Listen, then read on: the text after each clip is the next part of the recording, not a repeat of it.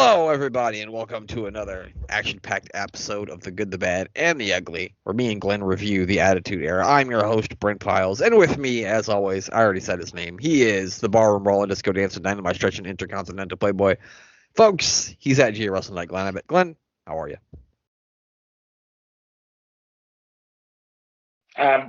Well, you know the story. I'm not going to go on here. Apart from that, I'm fine, thank you. Apart from Amazon fucking up Glenn's entire life, he's doing just fine. Yep. Yes, I am, yeah. So that's good news. So Arsenal, we kind of had like a 50-50 thing. We got a draw with Fulham over the weekend, but then they looked very good in their Champions League match on Wednesday afternoon. So kind of a hit and miss week for Arsenal. Definitely. But more hit than miss. Because even the Fulham game, they were on top so much. They missed so many chances. I'm going to be honest with you, Glenn. After when Saka scored the goal to put us up 2-1, that eventually got disallowed. When they disallowed that goal, I almost cried. Yeah, I can understand that. I literally almost cried. I was so angry. But then you go away somewhere, they're unbeaten in God knows how long, and beat them at home. It makes things a bit better.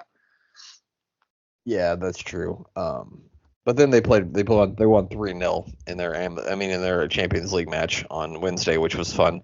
And now they're all the way up to, I think, third in the table now, third or fourth. Third, yeah. Third, it's Liverpool, Barcelona, us. We're in exalted company at the top there. I mean, and it's a pretty good look for the Premier League because they've got 3 teams in the top 5.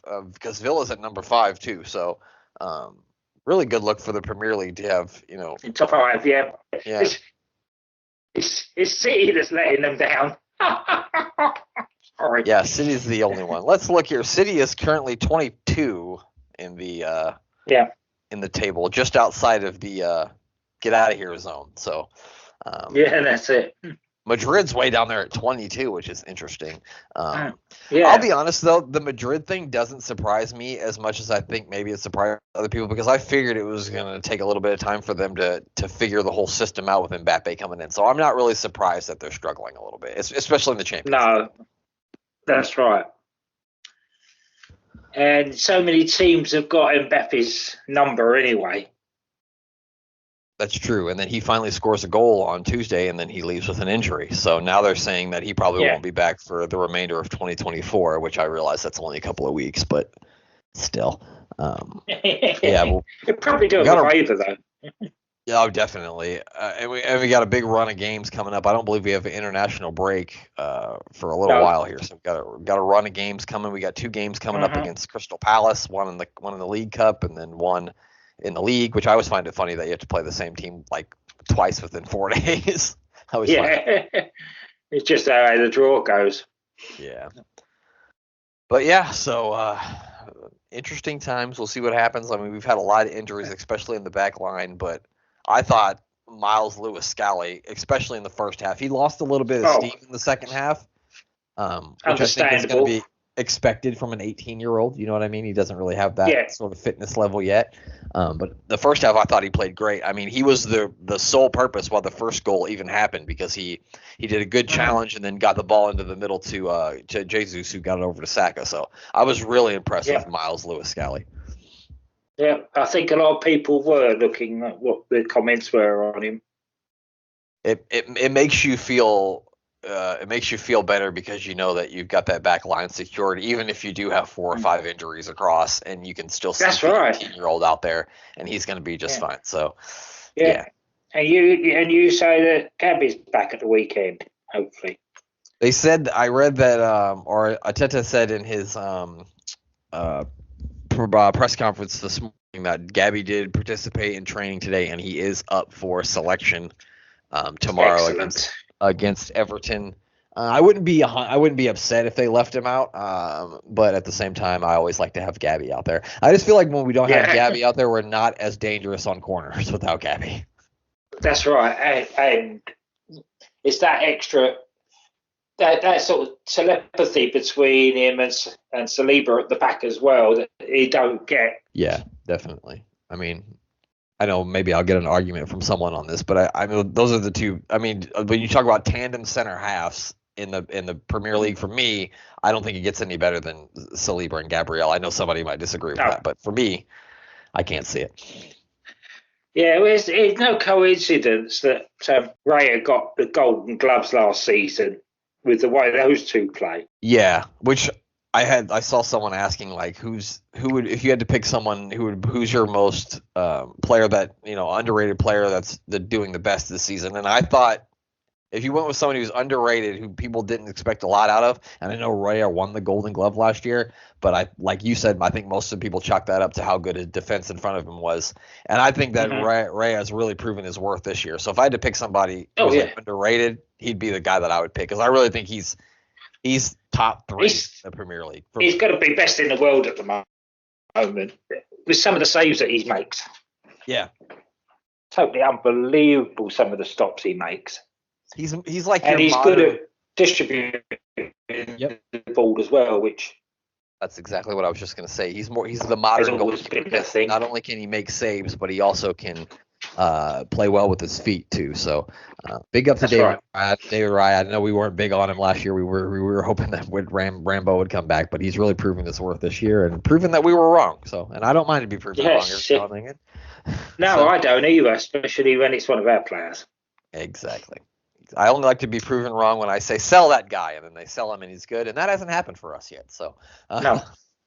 But anyway, let's get back to 1998, shall we? Football and go back to 1998. Raw is War from March 30th, 1998, from the Pepsi Arena in Albany, New York. It is now known as the MVP Arena and was once known as the Knickerbocker Arena, which held the most famous Royal Rumble of all time, the 1992 Royal Rumble. I won't go too much into this arena because we did review 3 Raw episodes from 1997 on the Warring to Attitudes show that we did for the 1997 review. So they start with a video package recapping everything that happened with at WrestleMania. And, you know, we always give them, you know, props for their video packages. I thought this one was a bit lackluster. It was a bit. Then again, it was just nothing that we didn't know already. Yeah, and I don't know if, like, because, you know, they replaced a lot of the music now, and I don't know if, like, the music got replaced, and that's why it just didn't feel right for me, because the music was so, like, low-key, and I don't know, it just didn't seem like the kind of music for a hype video, and that's probably what it was. Yeah, and you should know you're the king of the hype videos. Yeah, I mean, I haven't made one in a while, but yeah, I suppose. Mr. McMahon makes his way down to the ring. He's got a new championship belt with him. He's also getting booed out of the arena. He keeps asking if his mic works. I think it's just because he's getting booed so much. He brings out Austin. That's what it was. Yeah, and so Austin brings out the old Winged Eagle belt with him, and this is the last time we're going to see it on TV for a while, because they swap it out for this new championship belt. He's trying to, like, clear the air between him and Austin. He tries to, like, you know, Austin, you know, I know I said some things in the past and blah, blah, blah, and I hope that we can make you the greatest WWF champion of all time. Austin says, you know, bullcrap. I know for a fact that you hate me, but that's okay because I hate you too. He then tells him that see what you get. What you see is what you get with me. I won't be molded and I won't be broke. And McMahon says that, look, he doesn't hate Austin because he is incapable of hate, which made me laugh my fucking ass off. Yeah, that's right. And he calls him a swell guy. Yeah, he's a real mensch, I guess. Yeah, swell guy. And then he even says he loves Austin, which that also got a chuckle out of me when he said he loved him. Yeah. You what? Yeah, and Austin keeps trying to make him say it. Say it again. Say it again. You what? Say it again. Yeah, he eventually says just a figure of speech, and then Austin's like, well, okay, I love you too. He then tells Vince that I'm not going to do what you want me to, what you want me to do. I'm going to do whatever I want to do. Vince then tells Austin, look, we can either do things the easy way or the hard way. And Austin, you know, wants Vince to explain to him what exactly the hard way is. You know, Vince says that you don't want to know, Vince. Yeah. We know now. Yeah, and so he says Vince has 10 seconds to think about it, and then he gives him a stun. So I guess he picked a heart. Vince don't take stunners well. He went down like a sack of concrete. Maybe he'll get better as 1998 goes on, but right now, yeah, not very good. But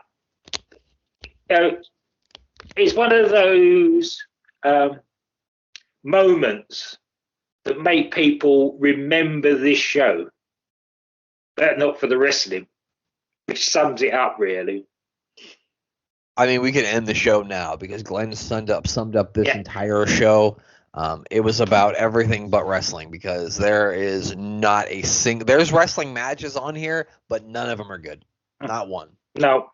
Not a Speaking of which, the Legion of Doom, Slutty comes out, and they're facing Los Boricuas because they only have 3 or 4 tag teams. Yeah, so it's Jesus and Jose. The LOD just came back at the WrestleMania. They won the Battle Royal, so they're gonna have a tag team championship match at the next pay-per-view, I believe. This lasted 34 seconds. LOD gets the win. There's nothing else I can say about it. Yeah, the Doomsday device in 34 seconds, and that's the end to it.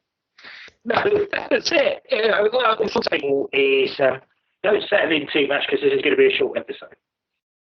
Yeah, probably. Sonny gets on the mic and announces that they will now be known as LOD 2000. So they're on the cutting edge because it's only 1998. So yeah, she was being a bit optimistic as well. Yeah,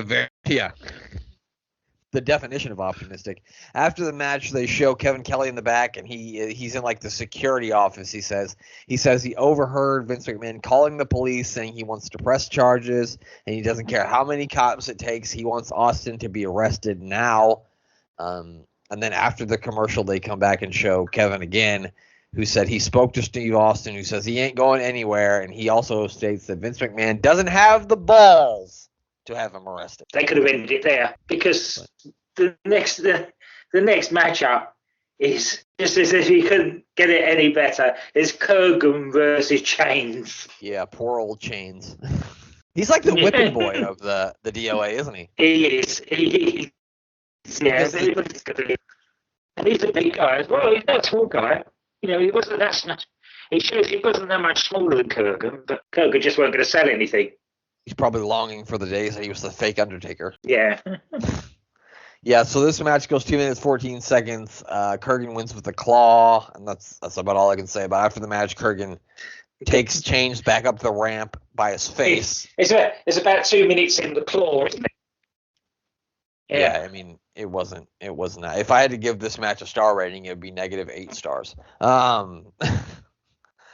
After the match, they show the police pulling up and talking to Vince McMahon, and then we head to another absolute throwaway match. Tennessee Lee's out here, and he introduces Jeff Jarrett, who does, again, ride a horse down to the ring. I've got a little note on that. Oh, yeah, go ahead. Apparently, this electric cowboy gimmick was put to Bret Hart way back in the 90s, and you can imagine what Bret Hart said to it. So yeah, I've read Bret's book a couple of times, and there were stories in there about how when WWE first bought his dad's territory and he came down to work for WWF, they wanted to make him Cowboy Bret Hart. And thank God that Jim had came in at the same time too, and he, talked to Jim and was like, "You just want to be a tag team with me?" And he pitched that to Vince, and Vince liked it. So he had Cowboy Bret Hart gimmick. Because as Bret Hart said, I'm from Canada. If you're going to call yourself a cowboy, you had better fucking be a cowboy. That's right, yeah. Especially when when there's so many proper cowboys around in wrestling, even in the early 90s. Yeah, so this is a match, another under 3-minute match, and I don't think they do the light heavyweight division any favors by putting guys who were a light heavyweight champion or just challenged for the light heavyweight championship the night before into a match where they're going to be destroyed by a heavyweight wrestler, I guess you could say. And it just seems silly to me like, you have to have enhancement guys back there that you could have Jeff Jarrett beat. Why would you have him beat somebody who you're trying to make look like a viable star in your light heavyweight division? So it just didn't make any sense to me. Especially with bloody submission. Again, another 2 minutes, 28-second match. And Jeff Jarrett wins by bloody submission. The figure 4. Yeah. Ridiculous. After the match, Steve Blackman comes out here, attacks Jeff Jarrett. I guess he wants to get revenge for Jeff Jarrett ending his undefeated streak last week. Yeah.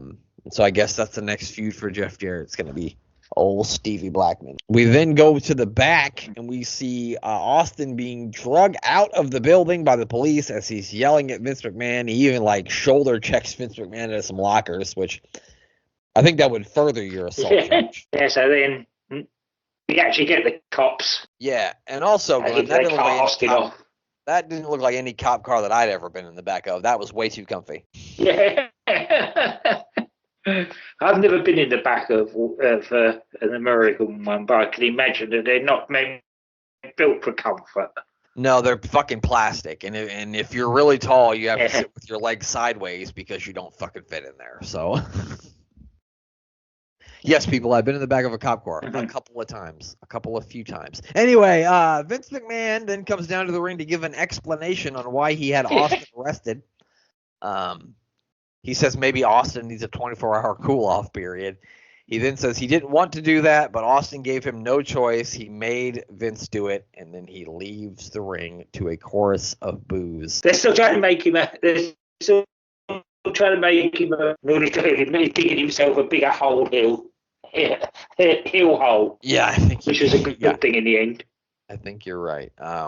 We then get we see the Nation. We get a promo from The Rock. He says he's been sore, spitting the blood for what Ken Shamrock did last night. Then turns his attention to Faarooq, telling him that he opened his eyes last night to something he should have saw a long time ago.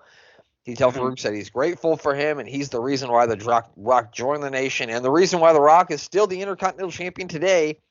And after tonight, the Nation will be as strong as it has ever been, he says. Then we got into what was probably the most captivating match of the night, but it had nothing to do with the in-ring action. Faarooq and The Rock versus Ken Shamrock and Steve Black. Yeah, but this match starts, The Rock is acting like he wants to start the match with Shamrock, but after a little while of him screwing around in there, he tags Faarooq in. Faarooq is in the ring for most of the match. He tries to tag in The Rock, but The Rock basically gets down and jumps off the apron, leaving Faarooq by himself. Shamrock wins with the spine buster, but the point of this isn't the match. It's for what happened after the match. And Glenn, why don't you tell us about what went down after the match was over? Well, it was a thing of Nation. That's it. I couldn't think of the word. That's the word. The Nation appeared to be going to help Faarooq, and then Rock, as he's walking back, gives them the little lifted eyebrow, and they attack Faarooq, and they turn on him, and that's Faarooq done. Yeah, Faarooq is out of the Nation now. The Rock, and then they all beat him up. The Rock gets on the mic. He tells Faarooq he was never he doesn't want the Faarooq to think he was ever the leader of the Rock, and the Rock is now not only the leader of the Nation, but he is the ruler of the Nation. So the Nation's got a new leader. And in a couple of weeks, I believe they're going to be having a new member, and Owen Hart joining them, which is one of these things is like the other. One of these things just doesn't belong. We'll talk about it when we get to it, but that never, even as a teenager, I went, that makes sense. Let me tape. Yeah. No, that's right.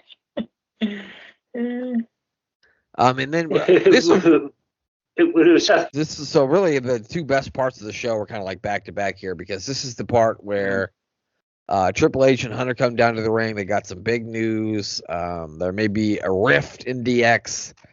He says, what a difference 24 hours makes. He talks about how he asked Shawn Michaels about 1 million times if Mike Tyson was actually with them, if he was locked in for WrestleMania. And all he ever got was, "Don't worry, kid, I got it covered." But then he says the HBK has dropped the ball, but that's okay because the ball is now in his court. He says tonight he will form the DX Army.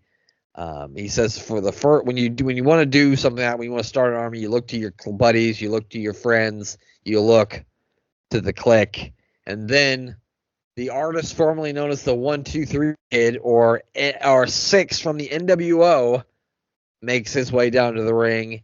And they don't say it, I don't think, on the podcast, but he'll be now known as X-Pac, and he's the newest member of DX. So, pretty interesting moment. Yeah. And then he starts by cutting what was basically a very bitter promo against Hulk Hogan and Eric Bischoff, and claims that Hall and Nash would be right there with them if they weren't being held hostage by WCW. Which I think Hall and Nash might be standing there with you if WWE agreed to pay them $750,000 a year for 180 dates, which I know they didn't. So that's right. Yeah. That's it. He also said, he said, I saw Hogan on TV last week, said, I can't cut the mustard. He said, well, Hulk Hogan, you suck, pal. Which I thought was yeah. Straight to the point. He says, Eric Bischoff, you better be close, because you better be careful, because if Hogan stops short, you'll go so far up his ass, you'll know what he had for breakfast. Yeah. And yeah, I mean, just a great moment. I don't think X-Pac ever had a better promo than that one. And like, I know people think, when people think about DX, a lot of people I don't even think relate Shawn Michaels to DX. They think about the crew that's going to get together tonight. So this is really the formation of the real DX. The formation of DX. Yeah, that's right. Yeah, we then get a vignette, Glenn, for the newest superstar coming to the World Wrestling. Yeah, people think more of Shawn and Hunter. But yeah, so a vignette for a new superstar, and it's Val Venus, Glenn. So our first real Attitude Era gimmick is here, because the porn star guy is going to be making his debut soon. He was basically lying in bed watching himself perform in an adult movie, which I've never been in an adult movie, but I imagine if I had, the last thing I would want to do is watch myself. Watch yourself. That's exactly it. And talking about Attitude Era and gimmicks, we get the underwhelming announcement left between Marvelous Mark Merrow and Taka Michinoku. The leading gown match, which gentlemen of a certain age will remember from this time in WWF.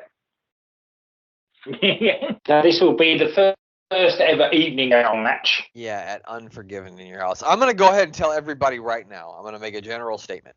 I am not going to review bra and panties matches. I'm just not going to. I'm not going to do it. I won't do it. No. I'll fast forward through them. We won't talk about them, because what am I going to talk about? She ripped her clothes off. We'll make them on the show, but not review them. I just want people to know. If you tune in to hopefully get reviews of bra and panties matches. Anyway, on to the next amazing match. I won't know. All right then. Yeah. So this one goes. Let's get on to this Marvelous Mark Merrow versus Taka Michinoku. This is another one. It goes 1 minute and 36 seconds, and all this did was shit completely all over your light heavyweight champion, because he looked completely useless in this thing and got dominated by fucking a mid-carder. Not even a mid-carder. I'd say a lower carder. No one would give a fuck about Mark Merrow if it wasn't for Sable, and you completely shit on your fucking light heavyweight champion here, and this was all a waste of time. The only bit that wasn't a waste of time is that at the end of this match, these three Orientals, Taka. Yeah, I mean, one of them's Funaki, but I don't know. I have no idea who the other two guys are. Do you? You have any idea who the other two guys are? No, I haven't either. I can't remember them. But it's the first appearance of Kai and Tai anyway. It just gets to something else to talk about. Anyway, on to the next one. On to the next banger of a match.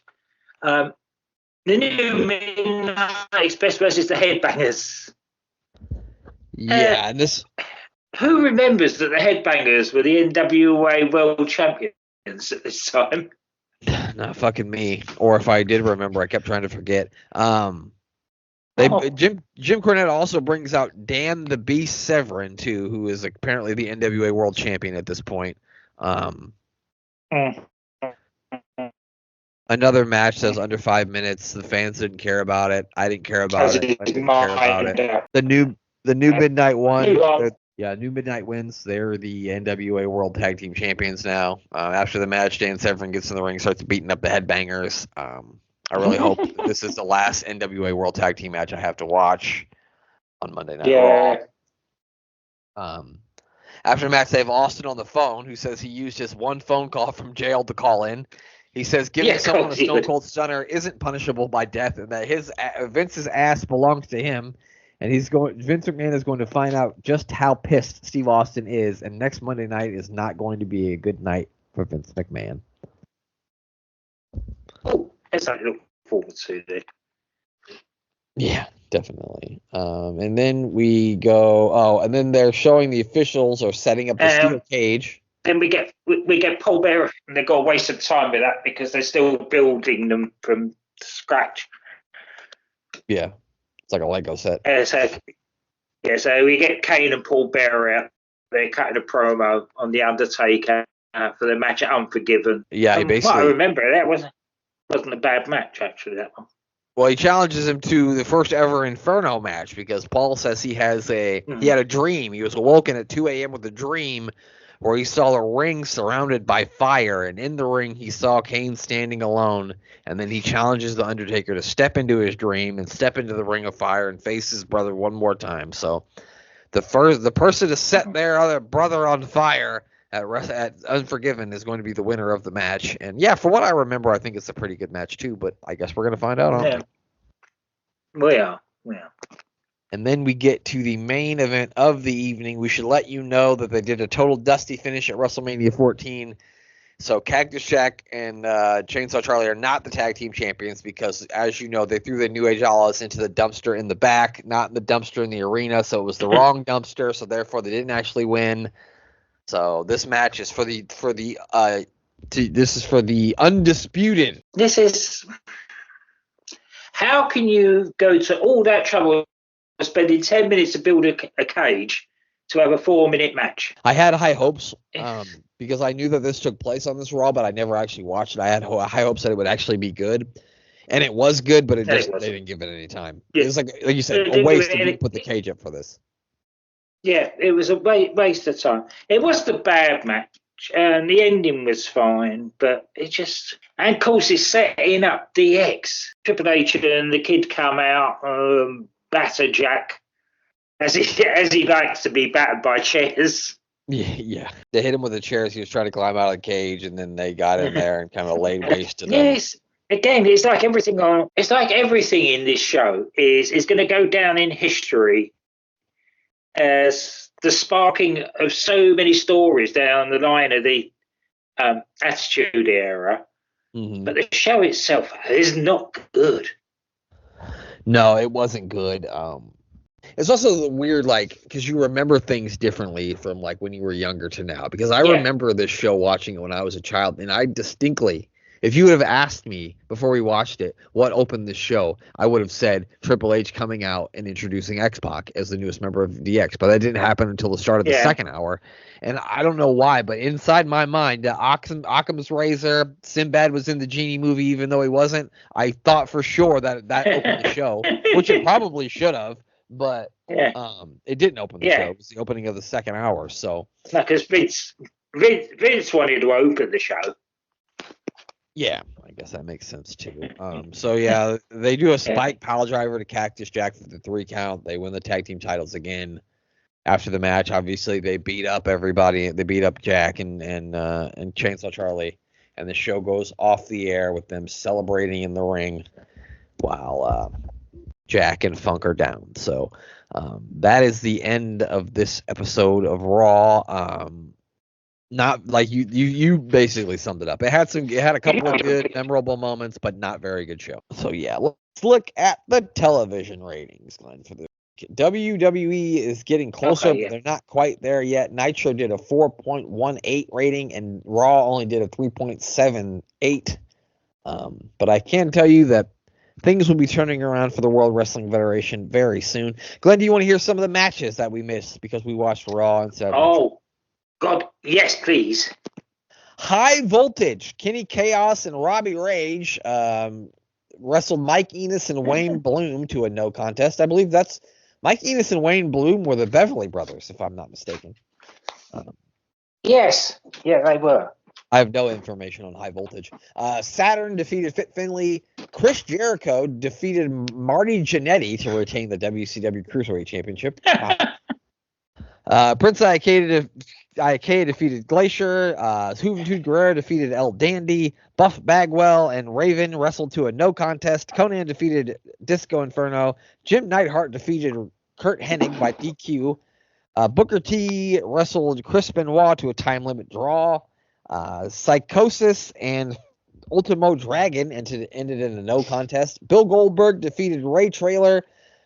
Kevin Nash and Randy Savage defeated Lex Luger and Sting. And in the main event, Roddy Piper defeated Hollywood Hulk Hogan by disqualification. And I will be honest with you, Glenn, I think I would have rather watched Nitro. Just being honest. Show this week. Just being honest. That's it. You got any other final thoughts for this, Glenn? It just, like I said, my end notes just summed up exactly what you said about it. Is that it had a lot in it, but most of it didn't stand up to the test of time and what your memory was of it. This isn't up to the standard of a Raw after WrestleMania. If there were internet wrestling fans in 1998, they would have been very upset and very they would have been tweeting and threading and posting everywhere about how terrible this Raw after WrestleMania was. There was only one surprise. That's how it would be.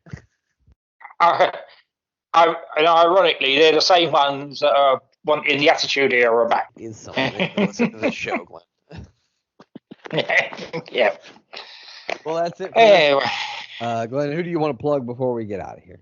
I'm booking the territory with Rob and Dan and doing the first and last of wrestling and their little side projects, Unstacking the Dadatory, the Road to Wembley for 1981 for Big Daddy and Giant Haystacks, and the most watched wrestling match of all time.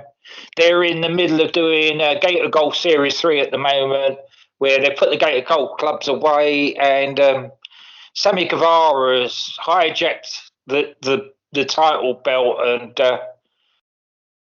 I'm not going to give it any spoilers. I'll just say that, give them a listen. You can't trust Unstacking the Guevara. No, I'm booking the Tankatori, the Life and Times of Tank Abbott, which we've totally ripped off with Sid, and of course the Doctor Who podcast with Danny Inside. That's on SJP World Media. And DDT Wrestling with DCN Doc. Give all those fine people a follow and a listen. And, of course, give a follow and a listen to the other member of our podcast team, the Mayor of Canton. He does a Meal with the Mayor every Wednesday on X where he tries a different fast food item. So you don't have to. Make sure you give that a check out and give him a follow. He is at Mayor of Canton. I'm not on Twitter anymore, but I imagine that he is still probably pretty funny on there because he always is pretty funny. He is. So give him a follow and check out those Meal with the Mayors every Wednesday. And, of course, check out everything we got going on. Of course, Glenn talked about it, but check out the Life and Times of Psycho Sid. This week, he teamed with Macho Man Randy Savage to take on the unlikely tag team of Buff Bagwell and Dean Malenko. I still don't know how that happened.